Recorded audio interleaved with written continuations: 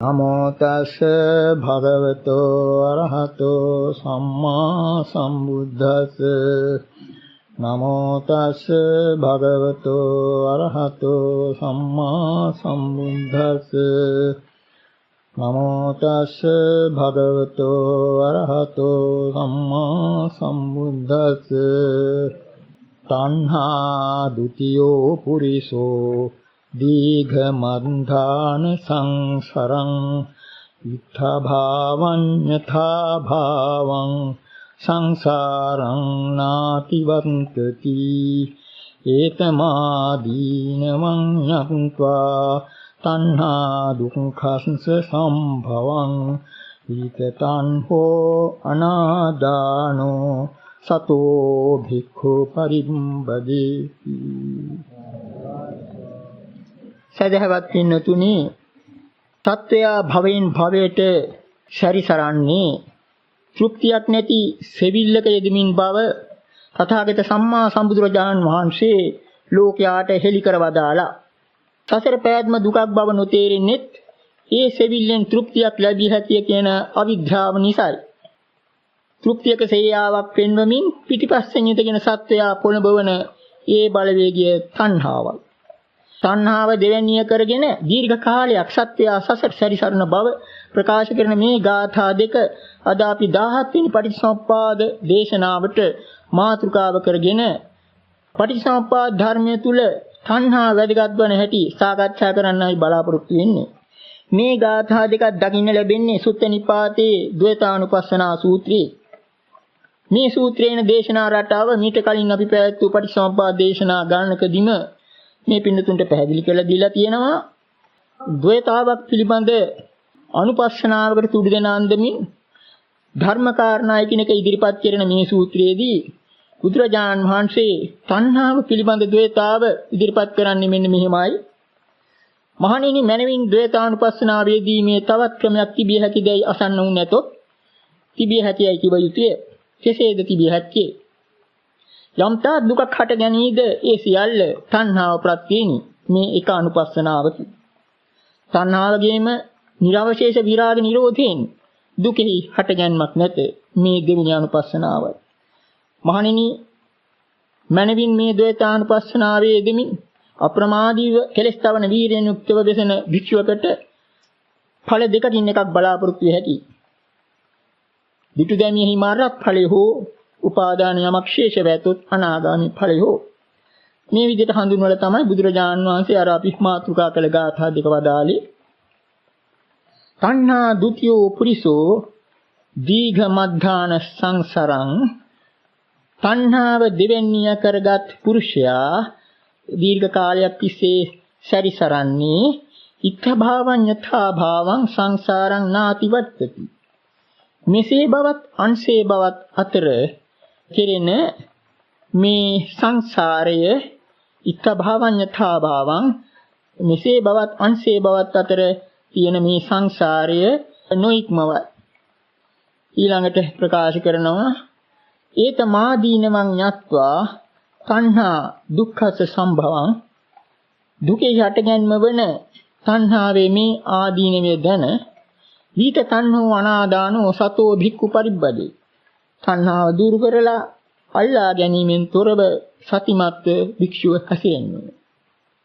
ඉතින් මෙන්න මේ තණ්හාව ගැන කියනකොට පළමුවෙන්ම අපි මතක් කරගන්න ඕන පටිච්චසමුප්පාද ධර්මයේ තණ්හාව සඳහන් වෙන ආකාරය මේ පින්නතුන් කවුරුත් ඒ අංග 12 පටිච්චසමුප්පාද ධර්මයේ දන්නවා. ඒක මෙන්න මේ විදිහට සඳහන් වෙන්නේ. වේදනා පත්‍ය තණ්හා, තණ්හා පත්‍ය උපාදාන. තණ්හාව ඇති වෙන්නේ වේදනාව ප්‍රත්‍යයෙන්. ඒ වගේම තණ්හාව උපාදානයට ප්‍රත්‍යක් වෙනවා. ඔන්න ඒ කාරණේ මතක තියාගන්න ඕන. දෙපැත්තෙන්ම තණ්හාවේ දෙපැත්තේ තියෙන මේ ප්‍රත්‍ය දෙක. ඊළඟට බුදුරජාන් වහන්සේ සංයුත් සංජේ නිදාන සංයුත්තේ පටිච්චසමුප්පාද විභංග සූත්‍රයේදී තණ්හාව හඳුන්වලා දෙන්නේ 6 ආකාරයකටයි. ඉන්ද්‍රියාරම්මන අනුව. මොනවද 6? රූප තණ්හා, ශබ්ද තණ්හා, ගන්ධ තණ්හා, රස තණ්හා, පොට්ටබ්බ තණ්හා, ධම්ම තණ්හා. ඔය විදිහට 6 ආකාරයකටයි එතෙන්දි දක්වන්නේ. නමුත් මේ පින්නතුන් වඩාත් අහලා තියෙන ඉතාමත්ම ජනප්‍රිය හැඳින්වීම අපට එන්නේ ධම්මචක්කප්පවත්තන සූත්‍රය. ඔය පිරිත් කියන පින්නතුන් හිතන් හොදට දන්නවා. පිරිත් අහන පින්නතුන්. ඒකෙදි බුදුරජාණන් වහන්සේ චතුරාර්ය සත්‍ය විග්‍රහයේදී දුක්ඛ සමුදය ආර්ය සත්‍ය විග්‍රහ කරන්නේ තණ්හාව ආශ්‍රයෙන්. ඒ පාඨය අපි බොහෝ අවස්ථාවල මතු කරලා දුන්නා මේ පින්නතුන්ට නොයෙකුත් හේතුන් නිසා. යායන් තණ්හා පූනෝ භවිකා නන්දි රාග සහගතා తත්‍ර తත්‍රාභිනන්දිනී සයති දං කාම තණ්හා භව තණ්හා විභව තණ්හා. මේ තණ්හාව අන්න පූනෝ භවිකා නැවත භවයක් ඇති කරන ස්වභාවය මේ තණ්හාව කියනවා. ඒ වගේම පූනෝ භවිකා නන්දි රාග සහගතා තුටුවීම් ඇලීම් සහිත ඊළඟට తත්‍ර తත්‍රාභිනන්දිනී ඒ තැන සතුටු වන ස්වභාවය ඇති. ඔන්න තණ්හාව හඳුන්වන ඒ පද තුන. ඊළඟට ඒ වගේම ඔන්න ඊළඟට කියවෙනවා කාම තණ්හා භව තණ්හා විභව තණ්හා. කාම තණ්හා කියන්නේ පංචකාමයේ කාම වස්තුන්ට ඇති තණ්හාව. භව තණ්හා කියන එක අපිට තේරුම් කරන්න තියෙන්නේ. තව දිගට කියන්න තියෙන කෙටියෙන් කියතොත් ඔය ශාස්ත්‍රක දෘෂ්ටි ආදී තියෙන ආකාරයට ආත්මයක පැවැත්ම දිගට පවත්වා ගැනීමට යන තණ්හා තියෙන තණ්හා. විභව තණ්හා කියලා කියන්නේ ඒත් ආත්මයක් පිළිබඳ හැඟීම හා සම්බන්ධයි. උච්ඡේදවාදය හා සම්බන්ධ ආත්මික විනාශය මරණින් මතු විනාශය සිදුවේ කියන අන්නේ තණ්හාව. ඒකට පිළිබඳ තණ්හාව. කෙටියෙන් ඒක සැලකගත්තොත් එතකොට ඒ මහා ධම්මචක්කප්පවත්තන සූත්‍රයේ තණ්හාව ගැන එහෙම හැඳින්වෙනවා. නමුත් ඔන්න විශේෂ කාරණයක් මේ පින්නතුන්ට මතු කරනවා හිත යොදන්න.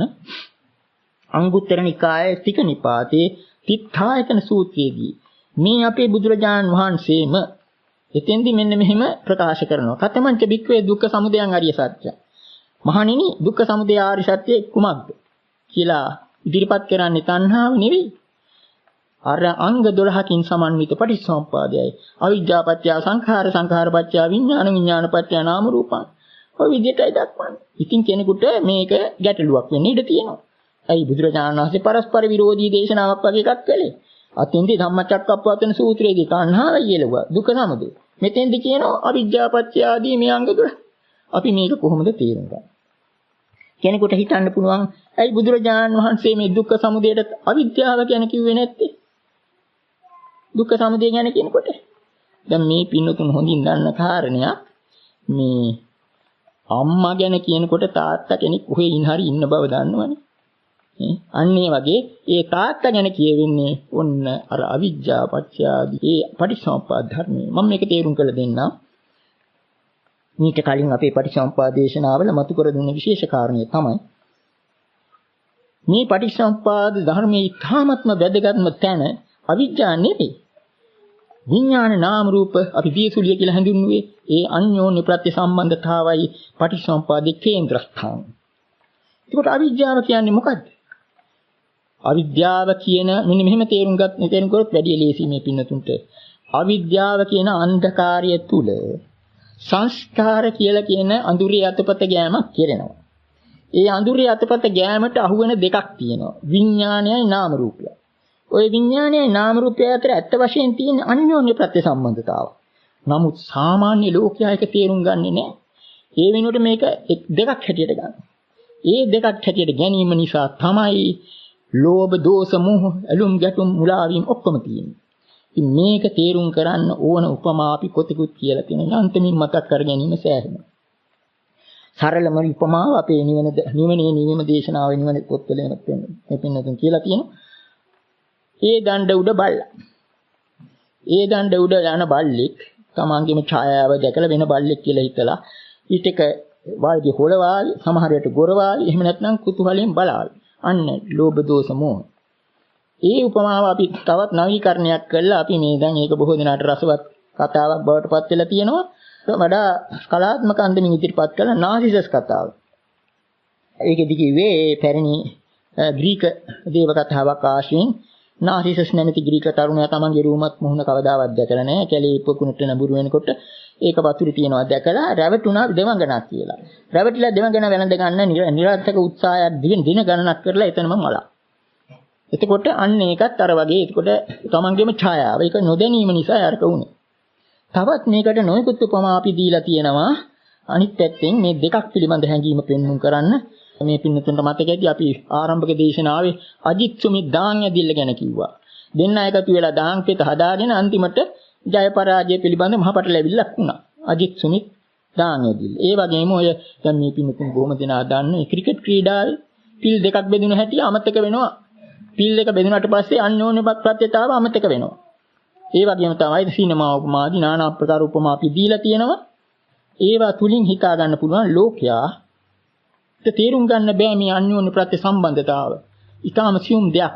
සාරිපුත්‍ර ස්වාමීන් වහන්සේ ඒක කදිමට පෙන්눔 කළා. අර බටකොටු මිටි දෙකේ උපමාවෙන්. බටකොටු මිටි දෙකක් එකකට එකක් උඩින් හේතු වෙන විදිහට කිව්වොත් ඒක ඇද්දාම මේක වැටෙනවා. මේක ඇද්දාම මේක වැටෙනවා. ඔන්න අන්‍යෝන්‍ය ප්‍රත්‍ය සම්බන්ධතාව. ඉතින් මේක දෙකකුත් නෙවෙයි එකමත් නෙවෙයි. ඉතින් මේක සමහර වෙලාවට තෝරන්න මේ මම ওই ගොඩේ උපමාවක් බැරිම තැන කියනවා මෙහෙම එකක්. විඥාණයෙන් ඇහුවොත් තමුසේ කවුද කියලා. නාම රූපයෙන් අහන්නේ කියනවා. නාම රූපයෙන් ඇහුවොත් තමුසේ කවුද කියලා විඥාණයෙන් අහන්නේ කියනවා. ඒ තරමට දෙක එකට එකක් සම්බන්ධයි. නමුත් ලෝකයක දන්නේ නැහැ. අර විදිහට පිල් හැටියට දෙක බෙදිලා. ඔන්න එතකොට ඒ කිව්වේ විඥානයත් නාම රූපයත් අතර අන්‍යෝන්‍ය සපත්‍ය සම්බන්ධතාව. මේ ගැන අපි කොටිකුත් කියලා කියනවා. ඊළඟට හිතලා බලන්න දැන් මම මේ කියන එක වැරදිද කියලා බලන්න. නාම රූපයම තමයි ආයතන 6 හැටියට බෙදලා යන්නේ. එතකොට ආයතන 6 තුල අන්න හරියටම අර කියාපු තණ්හාවේ ක්‍රියාත්මක බව හොඳට පැහැදිලි වෙන බව අපි දැනටම කියලා තියෙනවා. රූප තණ්හා, ශබ්ද තණ්හා, ගන්ධ තණ්හා.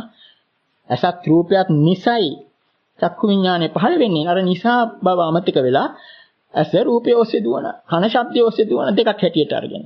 අන්න එතකොට මේ මුලාව තමයි අන්තිමට පංච උපාදානස්කන්ධය, ලෝභ දෝෂ මොහ එකතු වෙලා පංච උපාදානස්කන්ධය එකතු වෙනවා. මේ අපි දක්වන විග්‍රහය පොතපතේ නැත්නම් විග්‍රහවලට ගැලපෙන්නේ නැති වෙන්න පුළුවන්. ඒකට අටුවාචාරින් වහන්සේලා වෙහෙසෙනවා අවිද්‍යාවේ මූල හේතුව සොයන්න.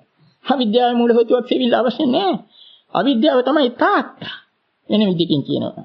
කොට අවිද්‍යාව පසුබිම තුල කෙරෙන සංස්කරණයෙන් අන්න විඥාන නාම රූපයේ ද්වේතා මතුණා. එතන ඉඳලා දෙකක් හැදුනා. දෙකක් වුණාට පස්සේ දෙකක් හැටියට ගත්ත ලෝකය. එතන ඉඳලා තමයි තණ්හාව ක්‍රියාත්මක වෙන්නේ. ඒක නිසා තමයි වැතම් තුන් වල සමිද්ධි සූත්‍ර ආදී කියවෙන්නේ අච්චච්ච තණ්හං ඉද නාම රූපේ. තණ්හාව කපා හරින්නේ මේ නාම රූපය පිළිබඳව. ඒකට මේ නාම රූපයම තමයි අර සලආයතන හැටියට බෙදලා යන්නේ. ඔන්න ඒ ටික සෑහේ කියලා හිතනවා. ඒක නිසා පරස්පර විරෝධීත්වයක් නැහැ. බුදුරජාණන් වහන්සේ පටිච්චසමුප්පාද දේශනාව ඉදිරිපත් කළේ ඇතැම් තැන්වල දුක්ඛ සමුදය ආර්ය සත්‍ය හැටියට කෙලින්ම සඳහන් වෙන්නේ පටිච්චසමුප්පාදයයි. බොහෝ දිනාට ඒක තේරුම් ගන්න බෑ. දැන් අපි කිව්වේ තණ්හාවේ පසුබිමයි ඔන්න කොටිම පටිච්චසමුප්පාද ධර්ම තුල තියෙන්නේ. තණ්හාවේ පසුබිමයි. අවිද්‍යාව පසුබිමයි. ඒක අර විදිහට අර දියසුලියට හැරිලා අන්තිම එක තුලින් අන්‍යෝන්‍ය ප්‍රතිතාව ලෝකයාට වැටහෙන්නේ නැහැ. ඒක ලෝකයා ඉන්නේ හැමතිස්සෙම කොන් දෙකක්. අන්ත දෙකක්. ඒක නිසා ඒ තුලින් අර කිව්වා ඇලීම් ගැටීම් මුලාවීම් නැති වෙන අවසාන ප්‍රතිඵලය දුක පංච උපාදානස්කන්ධය ගැටීම්. තව ටිකක් කියන්න ඕනේ අරක ගැන.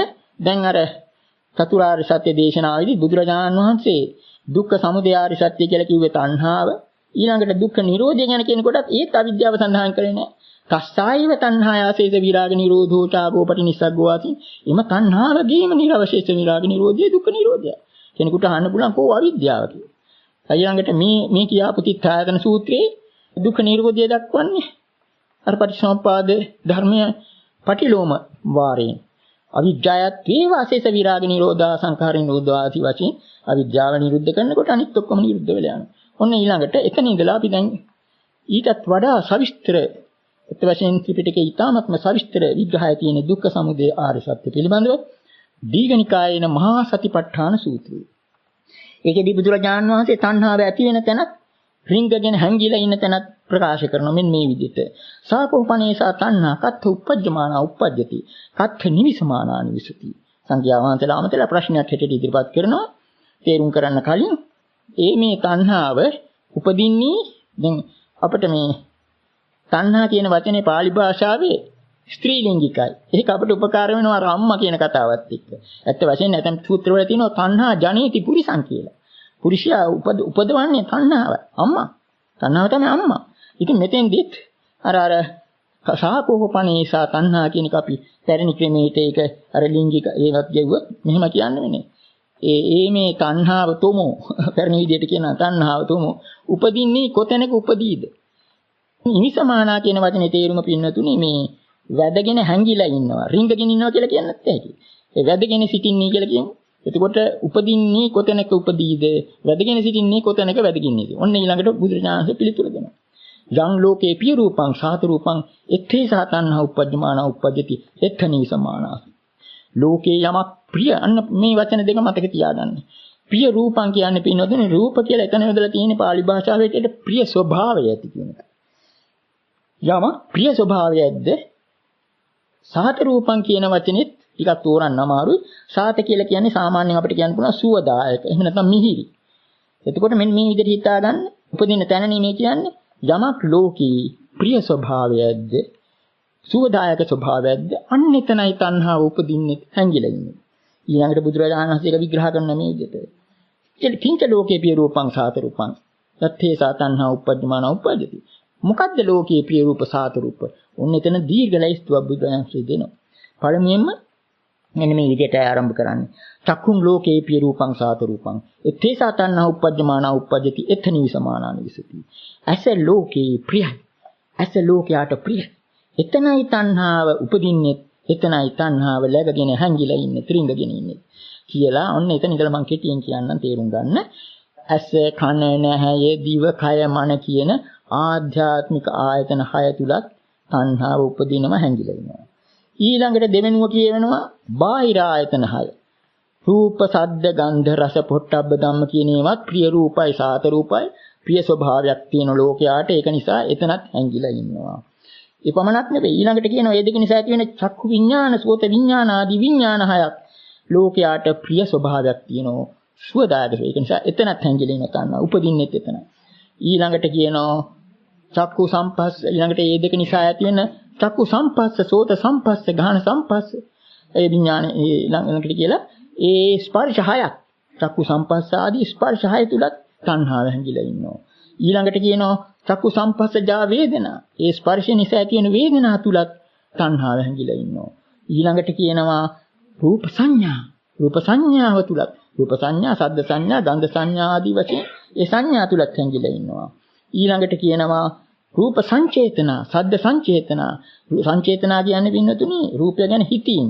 ඒකත් ප්‍රිය රූපයි. ලෝකයා කැමති රූපය ගැන හිතන්නේ. මේ සංදේ සද්දේ ගැන හිතන්නේ.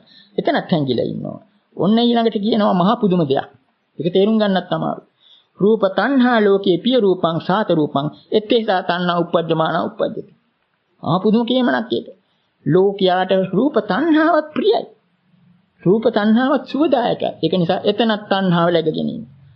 එතකොට තණ්හාව දෙවරක් කියවනවා. මේක හිතා ගන්නත් බැරි වැඩි දෙයක්. ලෝකයාට රූප තණ්හාව, ශබ්ද තණ්හාව ඒකත් ප්‍රියයි. ඒ නිසා තණ්හාව තුලත් තණ්හාව තියෙනවා. කොහොමද වෙන්නේ? රූප තණ්හා, ශබ්ද තණ්හා ඒක තුලත් තණ්හාව ඇති. උපදිනවා ඒක තුලත් හැංගිලා ඉන්නවා. ඊළඟට කියනවා රූප විතක්කෝ. රූප විතක්කියත් ඒ වගේම ප්‍රිය ස්වභාවයක් සාතුරුක. රූපය ගැන හිතන්නත් කැමති. ඊළඟට රූප විචාරෝ. ඔන්න ඔය දැන් මම කිව්වේ දසවිධ විග්‍රහයක් මහා සතිපට්ඨාන සූත්‍රයේ ඔය විදිහට තණ්හාව ඇති වෙන තැනත් läගගෙන ඉන්න තැනත් ඔය විදිහට කරනවා. කියලා එතෙන්දිත් අර වගේම ඒකේ ඊළඟට ඇති වෙන තැනනේ එහෙම කිව්වේ. ඔන්න ඊළඟ වාරයේ කියන්නේ නිරෝධය පිළිබඳව මේ විදිහට කියනවා. ටිකක් කිව්වහම තේරුම් ගන්න බලන්න. අහනවා සාකෝපනේසා තණ්හා කත්ථ පහියමානා පහියති කත්ථ නිරුද්ධමානා. ඒ බඳු ඒ තණ්හාව කොතැනද ප්‍රහීනවන්නේ? කොතැනද නිරුද්ධවන්නේ?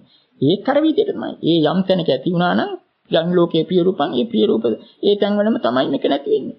අන්න එහෙම. එතකොට ඒ මහා සතිපට්ඨාන සූත්‍රයේ ඒ විදිහට සවිස්තර විග්‍රහයක් තියෙනවා. ඊළඟට අපි මේ එළියට ගන්න ඕන වටිනා සූත්‍රයක් මජ්ජේ සූත්‍රය කියලා එකක් තියෙනවා. අංගුත්තර නිකායේ චක්කනිපාතේ කීපවරක් අපි ඒක ගැන මේ සාකච්ඡා කරලා තියෙනවා. තණ්හාව ගැන කෙනෙකුට ඒක විශේෂයෙන්ම සඳහන් කරන්න වෙනවා. මජ්ජේ සූත්‍රයේ අපි සූත්‍ර මේ දේශනා ගන්නකදී ඒක තියෙන්නේ අංගුත්තර චක්කනිපාතේ මෙහිමයි තියෙන්නේ. නිදාන කතාව කියනකොට මේ පින්නතුන් මතක් වෙයි. බර්ණැස ඉසිපතනි මිගදායේ භාග්‍යතුන් වහන්සේ වැඩ වාසය කරන අවස්ථාවක ස්ථවිර භික්ෂුන් වහන්සේලා පිරිසක් පින්ඩපාතයෙන් පස්සේ මණ්ඩල මාලිගයේ රැස් වෙලා ධර්ම සාකච්ඡා සම්මන්ත්‍රණයක් ආරම්භ කළා. ඒකෙදී ඒක එළියට ගත්තේ සාකච්ඡා කරන්න බුදුරජාණන් වහන්සේ මෙත්තේ පඤ්ඤේ දේශනා කළ එක්තරා ගාථාවක්. ටිකක් ගැටළු වගේ ගාථාවක්, ප්‍රහේලිකා ගාථාවක්. යෝ උභන්තේ විදිත්වාන මජ්ජේ මන්තා නලිප්පති තං භූමි මහා පුරිසෝති සෝද සිබ්බනි මච්චගා. යමෙක් කොන්දක තේරුම් අරගෙන මජ්ජේ මන්තා නලිප්පති මැද ප්‍රඥාවෙන් නොයලේද තං භූමි මහා පුරිසෝති එහුට මහා පුරුෂයයි කියලා කියනවා. ඒ පුද්ගලයා සෝද සිබ්බනි මච්චගා නැවුම් කාර්ය ඉක්මවා ගියේ වෙයි කියන ඒ ගාථාව ඉදිරිපත් කරලා අර ස්ථවිරෙන් භික්ෂුන් වහන්සේලා ඒක තුලින් ප්‍රශ්න 4ක් මතු කර ගන්නවා. මේ ගාථාවේ කියන පළවෙනි අන්තය මොකක්ද? දෙවෙනි අන්තය මොකක්ද? මැද මොකක්ද? මහුම්කාරිය කවුද? ඉතින් ඔන්න ඔය මාතෘකා උඩ 6 නමක් ඒ සභාව ඇමතුවා. එයින් පළමුවෙනි ස්ථවිර භික්ෂුන් වහන්සේ මෙන්න ඉදිරිපත් කළ මතය. තමන්ට තේරෙන හැටියට පළමුවෙනි කොන ස්පර්ශයයි. පස්ස කියලා කියන්නේ. දෙවෙනි කොන පස්ස සමුදයයි. ස්පර්ශය හටගන්මයි. මැද ස්පර්ශ නිරෝධයයි. ඊළඟට මහුම්කාරිය තණ්හාව. ඒක ඊළඟට කියන තණ්හාවේ ක්‍රියාකාරීත්වයත් උන්වහන්සේ ඒකම ප්‍රකාශ කරනවා. තණ්හාහිනං සිබ්බති තස්ස තස්සේව භවස අභිනිබ්බත්තිය. තණ්හාව මහුම්කාරිය කියලා කියන්නේ මොකද්ද? තණ්හාව තමයි භවයට මහුම දමන්නේ. මහුම දමන්නේ.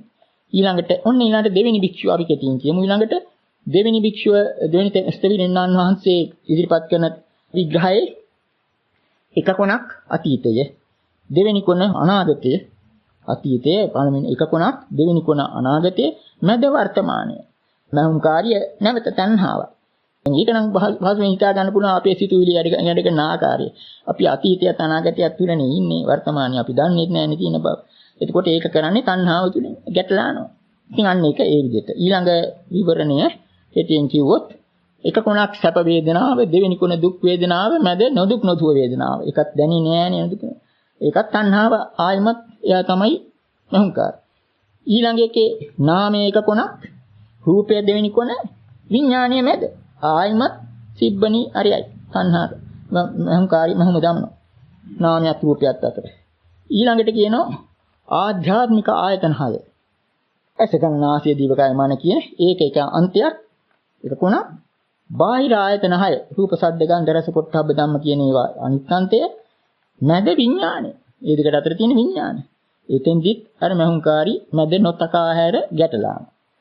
අන්තිමට කියනවා සක්කාය කියලා කියන්නේ පංච උපාදානස්කන්ධයයි. එක කොනක් සක්කායෝ කියලා කියන සක්කාය. දෙවෙනි කොන සක්කාය සමුද්දය පංච උපාදානස්කන්ධي හටගන්නේ. මැද සක්කාය නිරෝධී මොහොතක් පාසා මේ පංච උපාදානස්කන්ධේ නැති වෙන්න ඕන නියම විදිහට නම්. නමුත් නැති වෙන්න නොදී ගැටලන්නේ කවුද? අන්න සිබ්බනි තණ්හා. තණ්හාව තමයි එතකොට කියනවා. ඉතින් ඔන්න ඔය විදිහේ විග්‍රහයක් දක්වනවා. ඒක තුලින් අපිට පේනවා තණ්හාවගේ ක්‍රියාකාරීත්වය. අපි ඇතැම් අවස්ථාවල මේ තණ්හාව දැන් මේ කාලේ හැටියට තෝරගන්නවා නම් මහාන මැසීම උපමාවට ගත්තා. මහාන මැහිමේ මැස්මේ ඉන්දි කටුව යට යන වාරයක් පාසා හොරෙන්ම ගැටේ දමනුනේ යටි නූල. එතකොට ඒ වගේ දෙයක් මේ එතකොට තණ්හාවටම අයිති දෙයක් මේ ගැටලෙමින් ඉඳලා. ඉතින් මේ අර తත්‍රාභිනන්දිනී කියනකොට හිතට එන්න ගන්න පුළුවන් ওই ඉන්දි කට්ටේ යට යන හැටි. ඉතින් එනන්දි රාග සහගත ඔය කියන්නේ ඔන්න මහුම්කාරිගේ වැඩේ. ඉතින් ඔන්න ওই විදිහටයි ඒ එතන තණ්හාවගේ ක්‍රියාකාරීත්වය හොඳට පිළිලි වෙනවා ඒ සූත්‍රයෙන්. මජ්ජේ සූත්‍රයෙන්. ඔන්න ඊළඟට අපි තව ඉතින් විග්‍රහ කරනවා නම් දැන් මේ විදිහම එකක් තමයි මේ ගාථාවෙම තියෙන කියමනක්. මේ ගාථාවේ කියුණානේ මේ පිනතොට ඒක නොපැහැදිලි නිසා අපි තේරුම් කරන්න යන්නේ පළවෙනි ගාථාවේ තණ්හා ဒ ුතියෝ පුරිසෝ දීඝමද්ධාන සංසාරං ඉත්ත භාවඤ්ඤතා භාවං සංසාරං නාතිවත්තු. මේ සංසාරයේ ස්වභාවය දක්වලා තියෙන්නේ මෙසේ බවත් අන්සේ බවත් අතර කෙරෙන එකක් හැටියට. ඔක තේරුම් කරන්න වෙනවා. දැන් මොන පින්නතුනි හිතන්න සත්‍යයක් මේ ලෝකේ උපන්නා කියලා. වෙන කොහේ හරි ලෝකයක ඉඳලා තිරිසන් ලෝකෙ ඉඳලා කියමු. මෙතෙන්ට උපන්නට පස්සේ මේ පොඩි එකා වටපිට බලනකොට ඔන්න ඇහෙන් බලන කනෙන් අහන ඔහොම කරනකොට එයාට හිතෙනවා එයාට ඔන්න මෙතන කියලා තැනක් එයාට ආවා ඊට පස්සේ. මෙතන මෙසේ බව. එහෙම යම් දෙයක් මෙසේ කියලා ගත්තු හැටියෙම එතන ඉඳලම අන්සේ බවට පරිවර්තනය වෙනවා. මහ පුදුම දෙයක් එතන. මේ භවයේ ස්වභාවයම භවය කියන එක උපාදානය නිසා වෙන දෙයක්. යමක් අල්ලගත්තා නම් එතනම තමයි ඒක අනිත්‍යතාව පටන් ගන්න. ඕක තේරුම් ගන්න හරි අමාරුයි. තමම හිතලා බලන්න. යමක් දෙයක් ඔන්න අපි සමහර වෙලාවට මෙහෙම ප්‍රකාශ කරනවා. දෙයක් වෙලයි යම් දෙයක් වෙන්නේ. යමක් දෙයක් උන අවස්ථාවේ ඉඳලා තමයි ඒක වෙනස් වෙන්න පටන් ගන්නෙ. ටිකකට ඒකට අපි මේ පුංචි උපමාවක් දෙන්න බලමු. මේ උපමාවල අඩුපාඩුකම් තියෙන්න පුළුවන්. දැන් මේ පින්නතුණු සමහර විට මේ ගෙදර පොඩි එකාට සෙල්ලම් බඩුවක් ගන්න යනවා. ඔය ප්ලාස්ටික් බඩු තියෙන සාප්පුවකට. ඔක්කොම ප්ලාස්ටික් බඩු. නමුත් ඔන්න ඒ දරුවට ගැලපෙන මොකක් හරි සෙල්ලම් බඩුවක් ඒකට සල්ලි ගෙවලා ගත්තා. ඒකෙත් කොට වටිනාකමකුත් වෙනවා. දැන් ඉතින් අලුත් බඩුවක් ගෙදරට ගෙනාවා. අර පොඩි එකා අරක ගැඩුවේ හැටි ඉතින් එතන ඉඳලා අඤ්ඤතාභාවය තමයි. ඉතින් ඒක දෙයක් වුණානේ. ඒක දෙයක් වුණා. මිදලට ගත්තු දේ. අන්න ඔය පුංචි උපමාවක් දුන්නේ. ඒ වගේ ඒක දෙයක් බව වීමට ධර්ම වචනයක් ධර්මයේ යෙදෙන වචනයක් තියෙනවා. මඤ්ඤණා. මඤ්ඤණා කියන හඟිනවා. ඒක දෙයක් කියලා හඟිනවා. ඊටාත්ම පෞද්ගලික හැඟීම තමයි. මේක මට උපකාර වෙන දෙයක්. අන්න දෙයක් කියලා ගත්ත තැන ඉඳලාම ඒක වෙනස් වෙන්න පටන් ගත්තා. ඒකයි අර බුදුරජාණන් වහන්සේ සම්බෝධිය ලැබුව අවස්ථාවේ මහ පුදුම සංවේගාත්මක ප්‍රකාශයක් කරා. අඤ්ඤථා භාවී භවසත්තෝ ලෝකෝ භව පරියතෝ භව මේවා අභිනන්දති. මේ භවයේ ස්වභාවයම අංශේ බවට පරිවර්තනය වීමයි. නමුත් ඒ භවයට ලෝකය ඇලිලා ඉන්නවා. භවයේම පතනවා. එතකොට ඒ ටික කරන්නේ අර තණ්හා මෞංකාරිය. ඔන්නේ යමක් නැති වුණා කියලා හිතමු. ඊට පස්සේ නෑ අර අතන තියෙන එහා ඒක ගන්න කියලා ඒ ටික කරන්නේ. අන తත්‍ර අභිනන්දිනි. තණ්හා පූර්ණෝ භවිකා කියන වචන අර්ථවත් වෙන්නේ ඒකයි. ඒ පුනර්භවය කියන එක මරණ අවස්ථාවේ පමණක් නෙවෙයි. මොහොතක් පහසා සිදුවෙන බව හිතා ගන්න. පුනර්භව කියන වචනේ දැක්කාම හිතන්නේ මේ මරණයෙන් පස්සේ එන උපත. මේ මොහොතක් පහසා සමහර එකක් දෙයක් වෙනවා, ඒක වෙනස් වෙනවා, ඊළඟට වෙනස් වුණ හැටි ඒක අමතක කරලා තව එකක් අල්ලනවා. ඔන්න ඒක කරන්නේ තණ්හාවෙන් නොපෙනෙන හැටියට. අන්න తත්‍ර අභිනන්දිනී මහ පුදුම දෙයක්. කොට ඔය මෙසේ බවත් අන්සේ බවත් අතර තමයි සත්වයා සංසාරේ ගමන් කරන්නේ. ජීවිතෙන් ජීවිතයට පමණක් නෙවෙයි, භවයෙන් භවයට පමණක් නෙවෙයි, භවයක් තුල අරකම ඊටාම සියුම් මන්දමින් සිද්ධ වෙනවා. අන්න එහෙම කලකා ගන්න.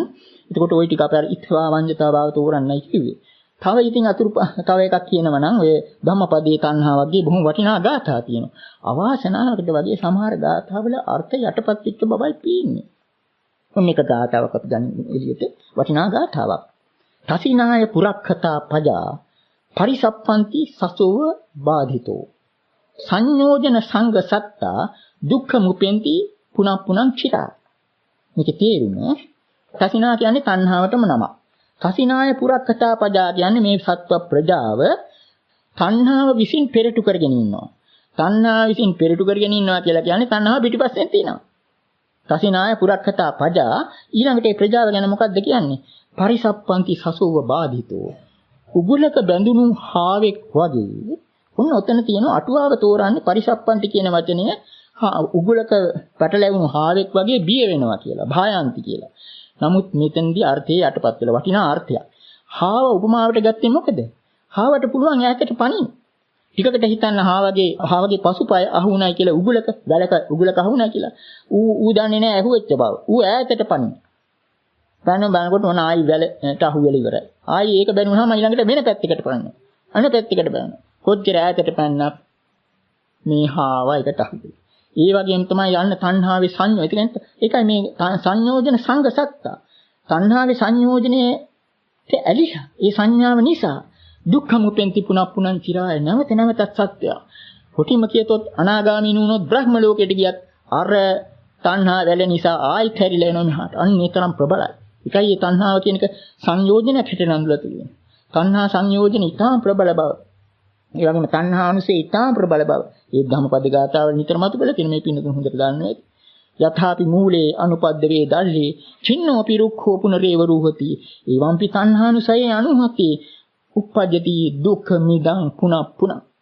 යම්සේ මුල නොසිඳින තාක් තථාපි මූලේ අනුපද්දවේ දල්ලි මුලට උපද්‍රවයක් නැවලා තියෙනවා නම් චින්නෝපි රුක්ඛෝ පුනරේව උඩින් කප්පාදු කරලා තියුණත් නැවතත් ගහක් වැඩෙන්න වගේ. ඒවම්පි තණ්හානුසය අනුහති. තණ්හානුසය උපුටලා දැම්මේ නැති තා උප්පජ්ජති දුක්ඛ මිදං පුනප්පුනං නැවත දුක උපදිනවා. අර හාවගේ කතාව වගේ තමයි. ඉතින් මේක තුලින් පේනවා තණ්හාව කොච්චර ප්‍රබල දෙයක්ද කියලා. එතකොට මේ තණ්හාව ගැන එහෙම කිව්වා. ඔන්න ඊළඟට අපි යමු. දැන් මේ ওই විදිහට ඔක්කොම කියනවා නෙවෙයි. නමුත් මේ වටිනා සූත්‍ර වටිනා ගාථා ආදී අපි මතු කරන්න බලන්න. මේවායේ අර්ථය සමහර ඒවා හරියට එළියට ඇවිල්ලා නැති නිසා. ඉතින් මේ ඊළඟට අපි තව පැත්තක් හිතමු. තණ්හාව ගැන කියනකොට තවත් වටිනා සූත්‍රයක් තියෙනවා. දැන් අපි කියවනේ තණ්හාව උපාදානයට ප්‍රත්‍ය වෙන බව. ඇතැම් තැනක තණ්හාවම උපාදානයක් හැටියට දක්වලා තියෙනවා. ඔන්න ඒකට අපි නිදර්ශනයක් කියන්නම්. ඒක හුඟක් විවාදාපන්න සූත්‍රයක්. සංයුත් සංගයේ තියෙන කුතුහල ශාලා සූත්‍රය කියලා. ඒක මෙහෙම කෙටියෙන් කියමු. වච්චගොත්ත කියන පරිබ්‍රාජකයා බුදුරජාණන් වහන්සේ හමු වෙන්න ඇවිල්ලා එක දවසක් ප්‍රශ්නයක් ඉදිරිපත් කරනවා. මොකද්ද? පූරණ කස්සප මක්කලි ගෝසාල අදිතිකේස සම්බලි ආදී ඒ ෂඩ් ශාස්ත්‍රවරු ඒ තම තමන්ගේ ශාසනයේ සාමාන්‍ය ශ්‍රාවකයා මිය ගියාම එයයි උපදින තැනක් කියනවා. ඒ ශාසනයේ උතුම් තත්වයට පරම තත්වයට පත් වූ ශ්‍රාවකයා මිය ගියාම එයා උපන්න තත්වයක් කියනවා. නමුත් මේ භවත් ගෞතමීන් මේ සාමාන්‍ය ශ්‍රාවකයා උපදින තැන කියනවා. නමුත් අර විමුක්ත පුද්ගලයා පිළිබඳව ඉහළ තත්ත්වයට ගිය පුද්ගලයා පිළිබඳව භවත් ගෞතමීන් මේ බුදුරජාණන්සේට මේ පැමිණිලි කරන්නේ. බුදුරජාණන් වහන්සේ එහෙම ඒ තැනට උපන්න තැන කියන්නේ නෑ. ඒ වෙනුවට මෙන්න මෙහිම පාඨයක් යොදනවා. මේ වච්චගොත්ත කියන්නේ. උපදින තැන කියන්නේ නැතුව මෙන්න මෙහිම කියනවා. අච්චච්චිතන්නං වාවත්තේ සංයෝජනං සම්මා මානාභිසමයා අන්තමකාසි දුක්ඛස්ස. වච්චගොත්තගෙම කියවිච්ච එකක් මේ කාලේ සාමාන්‍ය මිනිහෙක්වත් බෞද්ධයෙක්වත් දන්නේ නැහැ ඒක. අච්චච්චිතන්නං කියන්නේ එතකොට උපන්න තැන කියන්නේ නැහැ විමුක්ත පුද්ගලයා පිළිබඳව කරේ මෙච්චරයි. තණ්හාව කපා හැරිය වාවත්තේ සංයෝජන කොකු අනිත් පැත්තට හැරෙව්වා. වාවත්තේ සංයෝජනං සම්මා මානාභිසමයා අන්තමකාසි දුක්ඛස්ස. මානය හරියට තේරුම් ගැනීම තුලින් දුක කෙලවර කරනවා. ඔන්න බුදුරජාණන් වහන්සේ විමුක්ත පුද්ගලයා පිළිබඳව කියන එක.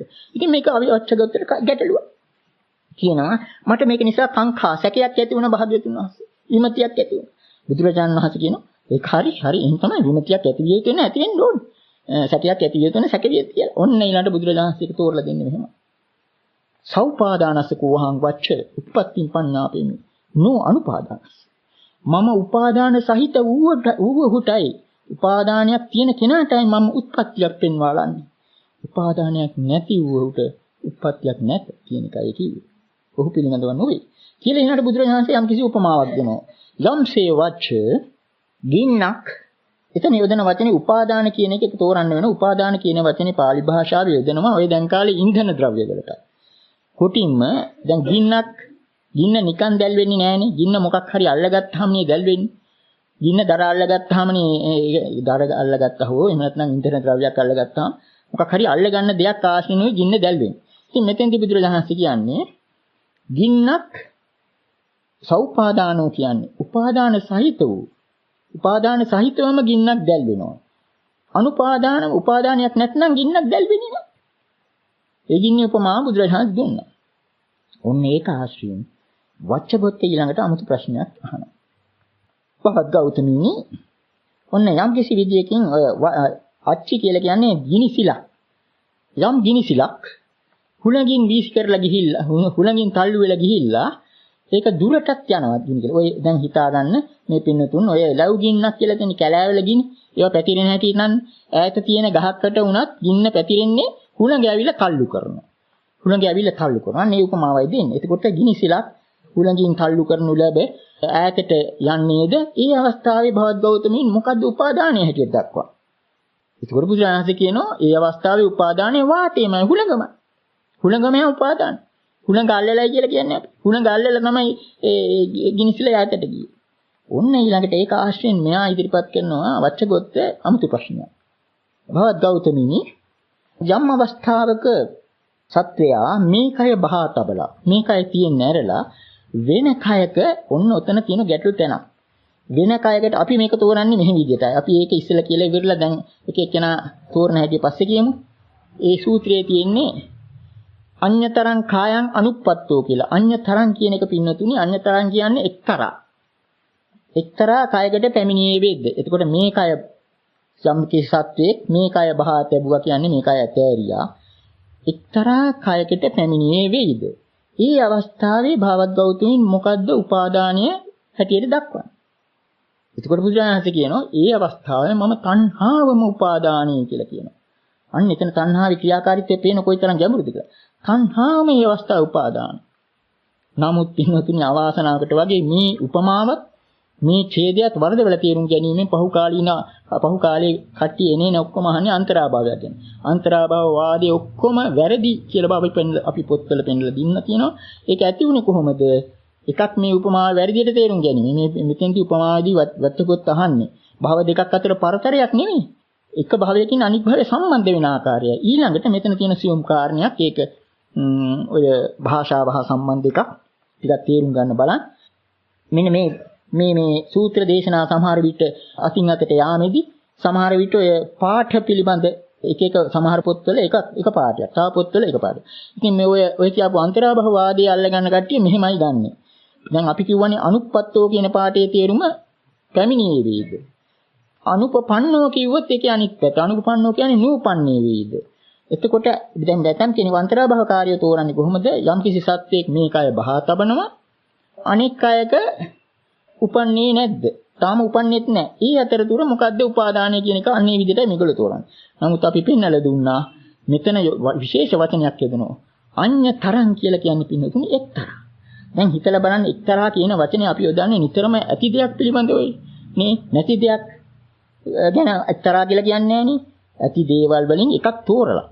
අන්න අඤ්ඤං කියලා යදුවනම් අන්න ඒක හරි. ඉතින් ඔන්න එතන එක්සියුම් කාරණයක් හිතන කොහොම නමුත් එච්චර දුර යන්න ඕනේ මෙතෙන් දිවච්චහන්නේ භවයෙන් භවය ඈඳෙන හැටි මේගොල්ලෝ ඒක තුල පරතරයක් ඇති උනායි කියලා අන්තරාභාවයක් හදාගෙන දිගට වාද විවාද කළා පහු කාලේ. ඉතින් ඔය සූත්‍ර හරියට තේරුම් නොගැනීම නිසා කෙසේ හෝ අපිට මෙතන එකක් කාරණයක් පැහැදිලි වෙනවා බුදුරජාණන් වහන්සේ එතෙන්දි පෙන්වුම් කරනවා මරණ අවස්ථාවේදී තණ්හාවම උපාදාන. ඒ ටික අපිට වෙන පැති වෙනින් පෙන්වුම් කරනවා. තණ්හාවට වෙන නමක් තියෙනවා භව නෙත්ති කියලා. යමක නෙත්‍ය කියලා කියන්නේ නිරායන එකනේ. භව නැති කියලා කියනවා නැමිලා. දැන් ඔන්න හිතන්න දැන් මේ වැහි කාලේ වෙන දෙයක් නේ. ඔය කවුරු හරි කණ්ඩියක් කපනවා. කණ්ඩියක් කපලා අර මුදුනෙන් මේ නෙත්‍යක් තියෙනවා. වැස්ස හැටිය කඩාගෙන වැටෙනෝනේ. ඒ වගේ මේ භවයේ නෙත්‍ය තමයි තණ්හා. ඇයි හේතුව? අඩුවක් තියෙනෝනේ. ඌනෝ ලෝකෝ අතිත්තෝ තණ්හා දාසෝ කියලා කියනවා. මේ ලෝකේ හැමතිස්සෙම මොකද්ද අඩුවක්? අතිත්තෝ කියන්නේ තෘප්තියක් නේ. තණ්හාවට දාසේ. රට්ටපාල සූත්‍රයේ තියෙන ඌනෝ ලෝකෝ අතිත්තෝ තණ්හා දාසෝ. මේ ලෝකයා නිතරම මොකද්ද අඩුවක් තියෙනවා. මහා කෝටිපතියදත් ඒත් ඇහුවොත් මොකද්ද අඩුවක් තියෙනවා. අතිත්තෝ කියන්නේ තෘප්තියක් තණ්හාවට දාසේ. ඒකට තණ්හාවට භවනිත්‍ය කියන්නේ තණ්හාම ප්‍රමාණවත් භවයක් හදන්න. ඒක තුල අර නිත්‍ය තියෙන නිසාම කොතෙන්ද හරි භවයකට වැටෙනවා. ඔන්න ඒකිනුත් හිතා ගන්න පුළුවන් බුදුරජාණන්සේ ඇයි මේ තණ්හාම උපාදානය කිව්වේ. ඉතින් ওই විදිහට අපි කාරණාව එකක් දෙකක් නෙවෙයි කාරණා කීපයක් ඔක තුල තියෙනවා. ඔන්න ඊළඟට අපි යමු මේ දැන් අපි කියවනේ ඔව් තණ්හාවේ ඒ උපාදාන ස්වභාවය තියෙනවා. දැන් ඊළඟට අපි හිතමු මේ දැන් තණ්හාව නැති කිරීම පිළිබඳව. තණ්හාව නැති කිරීම ගැන කතා කරනකොට මේ නිවන හඳුන්වන ඇතැම් තැන්වල නිවනට කියන්නේ තණ්හක්ඛයෝ. තණ්හක්ඛයෝ විරාගෝ නිරෝධෝ නිබ්බාන. තණ්හාව ක්ෂය කිරීමම නිවන හැටියට දක්වනවා. තණ්හාව ක්ෂය කිරීමම. ඔන්න එතකොට දැන් මේ කාලේ බොහොම උගත් වහන ප්‍රශ්නයක් තමයි. තණ්හාව කියන්නේ ආසාවනේ. එතකොට නිවන් දකින්න ආසා කිරීමත් තණ්හාවක් නේ. ඔබ බොහෝ දෙනා අහන ප්‍රශ්නයක්. එතකොට එතන තණ්හාවයි. කොහොමද මේක විසඳන්නේ? තණ්හාව කියන්නේ ආසාව නම් නිවනට ආසා කිරීමත් ආසාවක්. මේක කොහොමද විසඳන්නේ? හැබැයි ඔන්න ඕකට තියෙන හොඳ සූත්‍රය. පළවෙනි අපි කියමු එක සූත්‍රයක්. ඒක මෙහෙමයි තියෙන්නේ. අපේ ආනන්ද ස්වාමීන් වහන්සේ කොසඹෑ නුවර ගෝසිතාරාමේ වැඩ වාසය කරන අවස්ථාවක එක්තරා භික්ෂුණියක් එක්තරා දූතයෙක් පුරුෂයෙකුට කිව්වා මේ ගිහිල්ලා මං වෙනුවෙන් ආනන්ද ස්වාමීන් වහන්සේට වන්දනා කරලා මෙහෙම කියන්න. අසුවල් භික්ෂුණිය බොහොම දැඩිව ගිලන්ව ඉන්නවා ආනන්ද ස්වාමීන් වහන්සේ වඩිනසේක්වා. ආනන්ද ස්වාමීන් වහන්සේ ආරාධනාව අනුව ආවා. මේ භික්ෂුණිය බලන්න මෙහෙණවරට. එතකොට එනවා දැකලම මේ මෙහෙණිය මොකද කරේ? මේ හිසේ ඉඳලා පොරෝගෙන ඇඳේ හාන්සි වුණා. හොර ලෙඩ ආනන්ද හාමුදුරන්ට මොකක් හරි පිළිබඳ සිතක් ඇතිවම කරපු හොර ලෙඩක්. තේරුම් ගන්න පුළුවන් මේ පින්නොත්. ඉතින් ආනන්ද සාන්නාසිට කොයි ආකාරයෙන් නමුත් තේරුණ මේ තැනැත්තිගේ යටි අදහස. ඒකට ගැළපෙන කදිම දේශනාවක් පැවැත්තුවා. ඒක තුල අපට වටිනා ධර්මයේ ඇත්ත වශයෙන් මේ මෙහෙණිගේ වැඩේ නිසා අපට හොඳ දේශනාවක් අහන්න මේ විදිහට ආනන්ද හාමුදුරු කියන්නේ. වගන්ති 4ක් ඉස්සෙල්ලා ඉදිරිපත් කරන දේශනාවේ සාරය හැටියට ආහාර සම්භූතෝ අයං භකිනිකායෝ ආහාරං නිස්සාය ආහාරෝ පහතම්. මම ඒක තෝරන්නම් පස්සේ ඊළඟට දෙවෙනි එක තණ්හා සම්භූතෝ අයං භකිනිකායෝ තණ්හං නිස්සාය තණ්හා පහතබ්බා. මාන සම්භූතෝ අයං භකිනිකායෝ මානං නිස්සාය මානෝ පහතබ්බෝ. මේ තුන සම්භූතෝ අයං භකිනිකායෝ මේ තුනේච සේතු ඝාතෝ වුත්තෝ භගවතා. ඔන්න ඉස්සෙල්ලා කෙටි තේරුම කියලා ඊට පස්සේ එක එකක් ගැන ආනන්ද ස්වාමීන් වහන්සේ විග්‍රහ කරනවා. ඉස්සෙල්ලා තෝරනවා මෙහෙමයි ගන්න තියෙන්නේ. නැගණිය මේ කය ආහාරය නිසා හටගත්තා. ආහාර සම්භූතෝ කියන්නේ ඒකයි. ආහාරන් නිසා ආහාර පහත. ආහාරයම උපකාර කරගෙන ආහාරය ප්‍රහාණය කළ යුතුයි.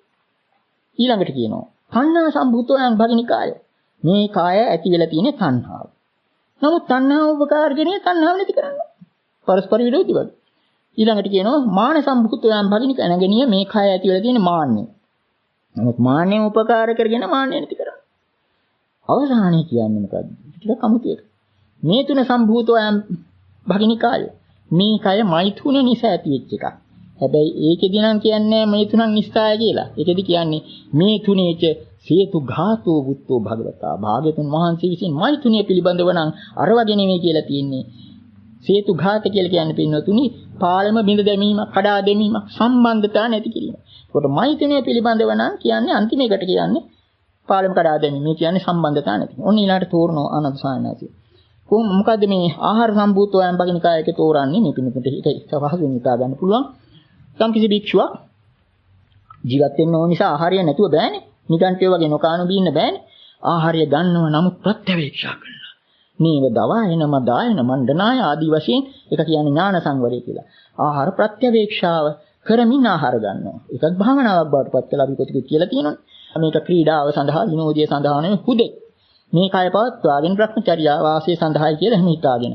එහෙම කියලා ආනන්ද සාංශ කියනවා. ඒ බඳු භික්ෂුවක් අපරිණ සමයේන පසු කලෙක ආහාරෙම උපකාරකගෙන ආහාරය ප්‍රහාණය කරනවා. ආහාරයෙන් මිදෙන.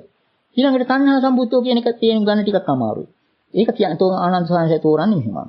සම්කිසි භික්ෂුවකට අහන්න ලැබෙනවා අන්න 89 ඇති භික්ෂුව රහත් වුණා කියලා. අපි කෙටියෙන් කියමු ආශ්‍රවක්ෂය කියලා රහත් වුණා කියලා. මේ භික්ෂුන් වහන්සේ කල්පනා කරනවා ඒ උන්වහන්සේ එහෙම රහත් වුණා. කවදානම් මමත් ඒ රහත් වීම ලබන් දෙන්න කියලා ඔන්න යම් ආශාවක් බලාපොරොත්තුවක් ඇති කරා. ඒක තණ්හාව. පිළිගන්න ඕනේ ඒක තණ්හාව. නමුත් ඒ භික්ෂුව ඒ කියාපු තණ්හාව ඒ ආශාව උපකාර කරගෙන යම් දවසක උත්සාහ කරලා අර රහත් ත්වයටපත්. ඊළඟට ඔන්න මාන සම්භූතක තෝරන්නේ ටිකක් ඒ වගේ. යම් කිසි භික්ෂුවකට අහන්න ලැබෙනවා 89 ඇති භික්ෂුවක් රහත් වෙනවා කියලා. එතකොට මේ භික්ෂුව කල්පනා කරනවා අර කියන නම ඇති භික්ෂුන් වහන්සේ රහත් වුණා. ඔන්න එතෙන්දී පාලි වචනයක් තියෙන අමුතු වචනයක් කිමංග 50. ඒක කියනවනම් ඇයි මට බැරි එතන මානෙන්නේ තියෙන්නේ. අපි හිතමු මේ රහත් වෙච්ච භික්ෂුන් වහන්සේ කිසිම උගත්කමක් නැති සාමාන්‍ය හිඟන වගේ වෙන අඩු කුලයක භික්ෂුන් වහන්සේ නම. එතකොට මේ හාමුදුරු කල්පනා කරනවා. එයාට පුළුවන් නම් මොකද මට බැරි. එතන මාන්නේ තියෙන්නේ. හැබැයි මේ මාන්නේ උපකාර කරගෙන යම් දවසක උන්වහන්සේට පුළුවන් රහත්. ඔන්න එතකොට ඒ කාරණේ තුන් තේරුණා. ඊළඟ කාරණේ නම් විවරණයක් දුන්නේ නෑ ආනන්ද ස්වාමීන් වහන්සේ. මෙච්චරයි කිව්වේ. මේ තුනේක සේතු ඝාතෝ බුත්තෝ භග. භාග්‍යතුන් වහන්සේ මෛතුනිය පිළිබඳව නම් කියලා තියෙන්නේ අර වගේ එකක් නෙවෙයි. ඒක පිළිබඳව සම්බන්ධතාවක් හදා. ඒක කිව්වේ හැටි අර භික්ෂුණිය ඇඳෙන් පැනලා වැඳ වැටිලා ආනන්ද ස්වාමීන්ගේ සමාවිල්ලුවන් මගේ මෝඩකමට ගොංකමට මේ කුසලයේ නැද අකුසල් බවට මම මෙහෙම එකක් ආරාධනාවක් කරා කියලා. ඉතින් අන්න එහෙම මේ සූත්‍රයේ එහෙමයි. නමුත් ඒ තුලින් ඒ තැනැත්තිගේ හොරලෙඩේ තුලින් අපට හොඳ වටිනා බණක් මතුවුණා. එහෙමයි අපිට හිතාගන්න තියෙන්නේ. නමුත් අර අපි මෙහෙම කිව්වට මොකද අවාසනාවකට වගේ ඇතැම් බෞද්ධ නිකායන් ඔන්න ඕක වර්ධවල තේරුම් අරගෙන වැඩි මේ පිණුතුනේ වගේ ගන්නෑ තන්ත්‍රවාදය කියලා එක්තරා බෞද්ධ නිකායක් තිබුණා. ඒගොල්ලෝ අරක වර්ධවල අරගෙන මේ තුනන් නිසා මේ තුනන් පජහති වගේ අන්න එහෙම කියන්නත් හොඳ නෑ අසභ්‍ය විදිහේ. නමුත් මෛතුනිය උපකාරගෙන මෛතුනිය නැති කරන්න පුළුවන් කියන ඒ වැරදි දෘෂ්ටියක් ගත්තා. ඒව අපිට වැඩක් නෑ. ඔන්න ඊළඟට මේ වගේම තවත් වටිනා සූත්‍රයක් තියෙනවා. මේ කාරණේම එලි කරන ඒ ආනන්ද ස්වාමීන් වහන්සේ තමයි එතෙන්දි දේශකයා. ඒ කොසඹෑනුවර ගෝසිතාරාමයේ. මේමයි තියෙන්නේ. උන්නාබ කියන බ්‍රාහ්මණයා දවසක් ආනන්ද ස්වාමීන් වහන්සේ හම්බෙන්න ඇවිල්ලා අහනවා කවර අර්ථයක් සඳහාද ඔබ වහන්සේ එතකොට මේ බෞද්ධයෙකුත් නෙවෙයි මේ ධර්මයේ උපාසකයෙකුත් නෙවෙයි කුතුහලයට අහන්නේ කවර අර්ථයක් සඳහාද භවත් ගෞතමීන් වෙත ඔබ වහන්සේලා මේ භ්‍රමචර්යාව ආරක්ෂා කරන්නේ ආනන්ද සාංශ පිළිතුරු දෙනවා ඡන්ද පහනක් ඡන්දිය ප්‍රහාණ කිරීම සඳහායි අපි මේ ශාසනයේ මේ පිළිවෙත් පුරන්නේ. එතකොට අහනවා මේ ඡන්ද ප්‍රහාණ කිරීමට යම් කිසි මාර්ගයක් ප්‍රතිපදාවකුත් තියෙනවද? ආනන්ද සාංශ කියනවා තියෙනවා. මොකද්ද මාර්ගය? ප්‍රශ්නෙකෙත් බලාපොරොත්තු වෙන විදිහට ආනන්ද සාංශ පිළිතුරු දුන්නේ. මොකද්ද මාර්ගය? එතෙන්දි දක්වන්නේ ආනන්ද සාංශ මාර්ගය හැටියට ඉද්ධිපාද 4. ඉද්ධිපාද කියන එක මේ පිළිතුරු සමහරවිට දන්නේ නැති ඡන්ද විරිය චිත්ත විමර්ශන ඡන්ද සමාධි පදාන සංඛාර සමන්නාගතං ඉද්ධිපාදං භාවේති ඔය විදිහට කියන්නේ. යම් කිසි භික්ෂුවක් ඡන්ද සමාධිය මුල් කරගෙන යම් උත්සාහයක් දරනවා වීරිය විමර්ශන ඔය 4 ආනන්ද සාංශ එහෙම කියනවා. මේ 4 ඉද්ධිපාද වැඩිමෙනුයි කෙනෙක් ඡන්දේ නැති කරන්නේ. එතනත් පරස්පර විරෝධී කියනවා. ඔන්න එතකොට අර බමුණා කියනවා උන්හා බ්‍රාහ්මණයා මේක නම් කෙරෙන්න පුළුවන් වැඩක් නෙවෙන්නේ. ඡන්දේනේම ඡන්දම් පජහිස්සති इति නේතං ඨානං ඡන්දේ නැති කරන්නේ කොහොමද? ඒක ගැලපෙන්නේ නැහැ. ඔන්න ඉතින් ආනන්ද ස්වාමීන් එතෙන්දි සරල උපමාවක් දෙන්නේ. දැන් බමුණ ඔබට මේ ආරාමයට එන යම් ඡන්දයක් තිබුණා නේද? ඒ ඡන්දය ආරාමයට ආවට පස්සේ ඒක නැති වුණා නේද? ඔව් එහෙමයි කිව්වා. ඊළඟට ඒ වගේම ආරාමයට එන යම් වීරියක් යෙදුවා නේද? ඒ වීරිය නැති වුණා නේද ආවට පස්සේ? එහෙමයි කිව්වා. චිත්ත කියන අදිෂ්ඨානයක් තිබුණා නේද? ඒකත් නැති වුණානේ ආවට පස්සේ. ඊළඟට හන්දිචිත්ත විරියාන විමංශා. සමහරට එන පාරස වෙලා විමසන ඒ ප්‍රඥාව ඒව යොදලා මේ කරේ ආවට පස්සේ ඒක සංසිඳුණා. අන්න ඒ වගේ යම් කිසි භික්ෂුවක් අර ඉද්ධිපාද හතර උපකාර කරගෙන අවසානයේ අර දැන් අපි කියවනේ තණ්හාව ක්ෂය කිරීමනේ ඉලක්කය. අනිත් ඉලක්ක ලෞකික ඉලක්ක එකක් ඉෂ්ට කරගන්නකොට තව එකක් මතුවෙනවා. ඔන්න එතනයි වෙනස තියෙන්නේ. ලෞකික ඉලක්ක කියලා කියන්නේ තණ්හාවෙන් මතු කර දෙන ඉලක්ක. තණ්හාව තව වඩන ඉලක්ක. නමුත් මෙතෙන්දී තියෙන්නේ මෙතන ඉලක්කය මොකද්ද? නිවන කියලා කියන වචනේ යොදන්නේ. තණ්හක්කයෝ. තණ්හාව ක්ෂය කිරීමට යොදන ඒ වීරය යම් තැනකදී කෙලවර වෙනවා. අපි මීට කලින් මේවට නොයෙකුත් උපමා දීලා තියෙන මේ පින්නතුන්ට. එතකොට අර තර්කකාරීන්ට අරම කියන්න බෑ. නිවනට ආසාවක් කියලා කාරණේ පිළිගන්න වෙනවා. මෙතන තියෙන්නේ මැදුම් පිළිවෙතක්. ඒ පුණේකුත් ආකාරයටම අපි පෙන්වලා දුන්නා. අර සැඬ පහරකින් ඈතර වීම ආදී මේ මැදුම් පිළිවෙත තුල තියෙන්නේ. මේකත් අවස්ථාවල අපිට පෙන්වන්න සිද්ධ වුණා. ප්‍රායෝගික සාපේක්ෂක කියන වචන වල ටිකක් ගැඹුරු වචන වලින් මේක ඔක්කොම අහක දාන්නේ නැහැ. එහෙනම් දැන් ඔය නිගණ්ඨයෝ කරේ තණ්හාව මිදෙන්න කියලා ආහාර නොගෙන හිටියා. ඇඳුමේ ගැටෙත් ගලිහලා දැම්මා. නිර්වස්ත්‍රව හිටියා. බුදුරජාණන්සේ යන්තයට ගියේ නැහැ. අන්තිමට අවබෝධය ආවට පස්සේ ඒවා ඒ වෙනුවට අන්න අර කිය ප්‍රත්‍යවේක්ෂාවේදී ප්‍රත්‍යවේක්ෂා තුළ ඒව නැතුව බෑ. අන්න ඒ වගේ සංසාරي තත්ත්වයේ තියෙන්නේ. මේක සැඬ වතුරකින් එතර වීම වගේ කියන එක බොහොම පරිස්සමෙන් යා යුතු ගමනක්. ඒකටයි බුදුරජාණන්සේ මැදුම් පිළිවෙත යෙදුවේ.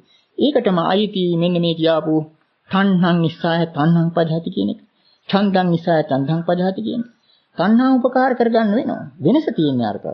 අනිත් ලෞකික අර්ථ එකක් සංසිඳනකොට එකක් සම්පූර්ණ වෙනකොට තව එකක් මතුවේ. නමුත් නිවනින් ඔක්කොම කියලා.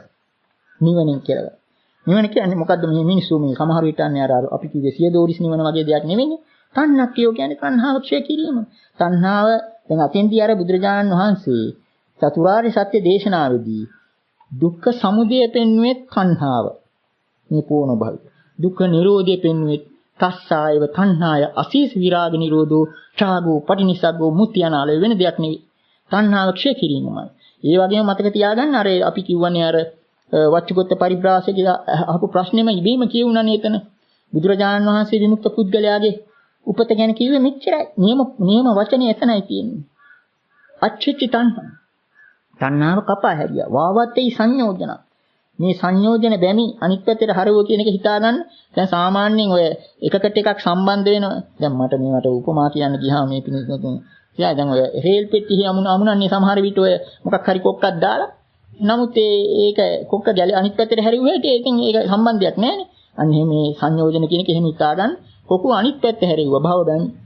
ඒ වගේම ආවත්තේ සංයෝජන සම්මා මානාභි සමයයක ගැඹුරු කියමන මේ සංසාරේ දිගට යන්නේ. දැන් ඒකනේ මානියම උපකාර ගැනීම මානිය නැති කරන්න කියලා කිව්වේ.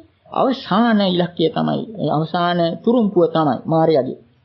ඒක ධර්මයේ දැක්වෙන්නේ අස්මිමානය කියලා. වෙමි කියන මානය. භවය පිළිබඳව තියෙන ඊටාම සියුම් ඇල්ම.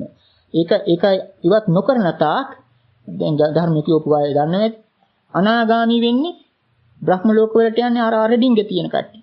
රූප රාග අරූප රාග මාන උද්ධච්ච අවිද්‍යාව කියන තැන තියෙන්නේ අස්මිමාන සියුම් මන්දමින් වෙමි කියන මානිය තියෙනවා. කොට ඒකත් අන්තිමට ප්‍රහාණය කරන්න වෙනවා. අන්න ඒ වගේ දෙයක් මේ තියෙන්නේ මේ. ඉතින් අර තණ්හාවට ලැබෙන වැදගත් තැන කිව්වේ අම්මා නිසා එච්චර හිතන්න තියෙන්නේ. ඊළාට අරිට කාරණේ බොහෝ දෙනා පටලවාගෙන තියෙන පටිච්චසමුප්පාදයක් මේකත් අතර සම්බන්ධයි.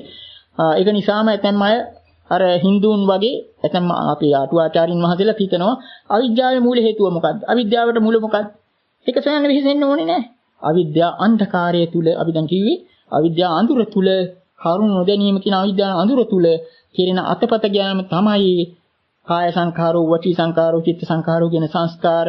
ඒ සංස්කාරණය තුල ඇති වෙනවා විඥානයයි නාම රූපයයි කියලා දෙකක්. ඒ දෙක තමයි දියසූලිය හැටියට අපි දැක්ුවේ අන්‍යමඤ්ඤ ප්‍රත්‍යතාව. කොට ඒක තේරුම් නොගැනීම නිසා ලෝකයා අන්න අෂ්ඨාවරයක් ගන්නවා. ඒක මේකත් විදිහට අපි කිව්වා කර්තෘ කර්ම හැටියට අල්ලගන්න දෙයක් තියෙනවා. දැන් උපාදානය තුල ක්‍රියාත්මක වෙන්නේ ඒකනේ. ඒක තව ටිකක් තේරුම් ගන්න නම් මේ පිනතුන් හිතා ගන්න පුළුවන්. ඔය දැන් අපි හිතමු දැන් මිරිඟුව ගැන අපි කොටිකුත් කියලා තියෙනවා. මිරිඟුව තනිතලාවක ටිකක් හිතන්න තේරුම් ගන්න උපකාර වෙන්නේ. තනිතලාවක ඒ තැනින් ඈතින් කණු හිටවල තියෙනවා. එතකොට මුවා හිතා ගන්නවා අන්න අතන තමයි වතුර තියෙන්නේ කියලා පළවෙනි කණුව ළඟට දුවනවා. දුවලා බලනකොට එතන නෑ ඊළඟ කණුව ළඟ. අන්න ඔය පින්නුවේ අර තණ්හා පෝනෝ භවිකායකේ ක්‍රියාත්මක බව පෙන්වන්න. මේ විදිහට මේ තණ්හා විසින් ඉස්සරහට කල්ලු කර යවනවා. අරහට හාව පැන්නේ කාදා නුකුත් ඒවයින් නිහම එකකින් ඉතින් අපි තේරුම් ගන්න ඕන මේ ධර්මයේ තියෙන ගැඹුර මහා පුදුම ධර්මයක් මේක. කොට ඒක ඉලක්කය තේරුම් ගන්න ඕන. බොහෝ දෙනා නිවන හැටියට භවයයි පතන්නේ. අපි මතු කළා දුන්නා පටිච්චසමුප්පාද ධර්මයේ තේරුම් කිරීමදී ආදී අවස්ථාවල මේ ධර්මයේ විශේෂත්වය තියෙන්නේ අර අවසානයේ සියලු දුක්ඛ ස්කන්ධය නැති කිරීමට නම් අන්න අර කියාපු භව රාගයත් නැති කර ගන්න ඕන. පැවැත්ම කියන හැඟීමත්. එතකොට තමයි සම්පූර්ණ. එහෙම නැත්නම් අර අනාගාමී වුණත් ඒත් යමක් ඉතිරි වෙලා තියෙනවා. ඒ ට්‍රාන්ස්සියුන් දෙයක් මේ ධර්මයේ තියෙන්නේ. ඉතින් මේ පින්නතුන්ට මේ කියාපු ටික තම තමන්ගේ ප්‍රමාණයෙන් මේක ඇතුළට අරගෙන ඒවයින් භාවනාවට ප්‍රධාන උපකාර වෙන ටික විශේෂයෙන්ම මේ කණ්හාවේ ආදීනෝ පක්ෂ ඒවා ගැන හිතලා අර බුදුරජාණන්සේ පෙන්නලා තියෙනවා තණ්හා උපදින තැන ඒවා ප්‍රහීන වෙන තැන අන්න ඒවා ගැන සැලකිලිමත් ක්‍රියා කළොත් අය කවුරුත් බලාපොරොත්තු වෙන උත්තමාර්ථ වෙන තණ්හාඛයෝ විරාගෝ නිරෝධෝ නිබ්බාණං කියන ඒ අර්ථයට එතෙන්ට මේ පින්නතුන්ට පැමිණෙන්න පුළුවන්කම තියෙනවා. ඉතින් ඒක නිසා මේ පින්නතුන් මේ මෙතෙක් මේ අසු දේශනාව ඒ ප්‍රායෝගික අර්ථය උපකාර කරගෙන තම තමන්ගේ බණ භාවනා මුදින් පමුණවාගෙන මේ ජීවිතය තුළම කිතාක්ෂෝවාන් සදාගාමි ආදී මාර්ගඵල ප්‍රතිවේදෙන තුමා මහණියට පැමිණීමට මේ කුසලස මේ ධර්ම දේශනාව හේතු වාසනා කියලා ප්‍රාර්ථනා කරන අවිචේතයට අකනිටා දක්වා යම් තාක් සත්ව කෙනෙක් නිබඳු විදර්ශනාත්මක දේශනාවක් පැවැත්වීමේ ශ්‍රමණය කිරීමේ ඒ ආනිසංස අනුමෝදන් වීමට කැමැතින අනුමෝදන් වීම තුලින් ප්‍රාර්ථනීය බෝධිගෙන තුමා මහණියනි සෙනසෙත්වාගෙන ප්‍රාර්ථනා කරගෙන මේ ගාථා කියන්න එත්තාවතා චම්හි සම්පතං ජීවානුමෝදන්තු සබ්බස සිද්ධා සබ්බේ දේවානුමෝදිත්වා බුද්ධන්තු අමත